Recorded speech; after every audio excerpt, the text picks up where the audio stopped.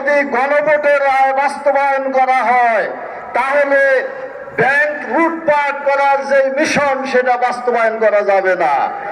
তাই ক্ষমতায় এসে তারা গণভোটের রায় যেন বাস্তবায়ন না হয় সেই ব্যবস্থা গ্রহণ করেছেন। মাননীয় প্রধানমন্ত্রী, আপনি মনে রাখুন 70% ভোটার যেখানে গণভোটের পক্ষে রায় দিয়েছেন, যেদিন তারা রাজপথে নেমে আসবেন পালাইবার রাস্তা পাবেন না। তাই অনতিবিলম্বে গণভোটের রায় বাস্তবায়ন করার ব্যবস্থা গ্রহণ করুন, জুলাই সনদ বাস্তবায়নের ব্যবস্থা করুন।